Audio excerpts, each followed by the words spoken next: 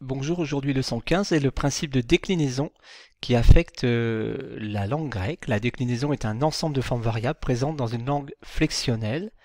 Donc une langue flexionnelle est caractérisée par le fait que les mots variables changent de terminaison selon leur rôle grammatical, selon donc leurs rapports grammaticaux, ou en fonction de la préposition qui peut les précéder. Par exemple, dans l'expression katadoxane, nous avons une préposition kata suivie d'un cas, d'une fonction, si vous voulez, particulière.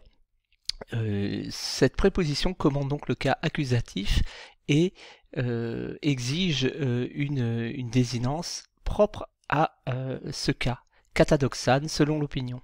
Le même mot prendra la forme doxé dans l'expression à mon avis.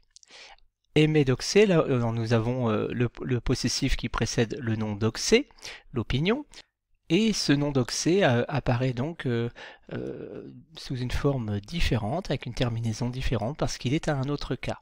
C'est donc le principe de la déclinaison, on décline un nom en changeant sa terminaison selon sa fonction grammaticale. Les noms changent de terminaison selon leur genre, varient également en nombre, et donc en fonction, ce qu'on appelle en latin ou en grec le cas, qui n'est ni plus ni moins qu'une sorte de tiroir à fonction. En grec, les noms déclinables sont les articles, les noms, les adjectifs et les pronoms. Ces catégories, donc j'ai mis trois exemples, un nom, un adjectif et un pronom, ces catégories se composent d'un thème qui est l'élément invariable et d'une désinence qui est variable.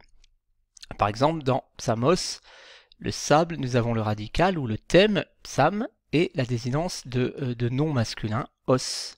Dans l'adjectif techniqué, habile, expert, technique, adjectif sous sa forme au féminin, eh bien nous avons de même nous avons un thème, un variable, technique, et donc lui-même décomposable en techne et ik, suffixe d'adjectif, et surtout nous avons la désinence des adjectifs féminins. Le pronom autos, qui signifie lui-même ou soi-même, a pour thème hôte et pour désinence la même désinence. On a des désinences transversales entre nom, adjectif et pronom. Os, marque de masculin, en tant que fonction sujet. Ça, c'est ce qu'on appelle le cas nominatif. Les cas sont les différentes formes du mot variable et servent donc à indiquer sa fonction syntaxique. De même, parallèlement à l'usage qu'on a vu précédemment de la préposition, qui peut également servir à associer au cas, à une variation de cas, à exprimer une fonction différente. Les 5 cas en grec ancien sont nominatif, vocatif, accusatif, génitif, datif. Vous voyez les variations de ce nom logos qui nous servira de modèle pour la deuxième déclinaison. O logos, logé, ton logon, tout logou, to logo, oi logoi, logoi, tous logus, ton logon, tois logois. Nous voyons bien les terminaisons qui évoluent. Nous remarquons que la base, le thème, est invariable, log, et accompagne le nom les articles, sauf bien entendu pour le cas vocatif qui sert, mais nous verrons les cas dans le détail, qui sert à désigner la fonction apostrophe. Le nombre duel est une particularité du grec, particularité indo-européenne. Le duel n'est pas systématiquement utilisé, il est utilisé dans le cas où nous voulons parler de deux personnes, deux objets, deux entités. To logo, les deux discours. Il existe 3 déclinaisons en grec ancien.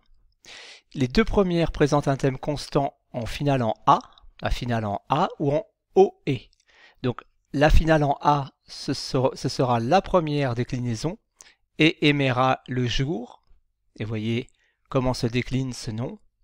Alors les latinistes reconnaîtront l'accusatif pluriel qui est identique dans les deux premières déclinaisons des deux langues mortes. Emeras, on reconnaît bien la terminaison. On reconnaît un peu moins le is de rossis, première déclinaison latine, mais il est présent, il ne se contracte pas, ils ne se fond pas dans la voyelle finale du thème émera au datif pluriel. Donc encore une fois pour les latinistes, pas d'ablatif. Il y a un cas en moins.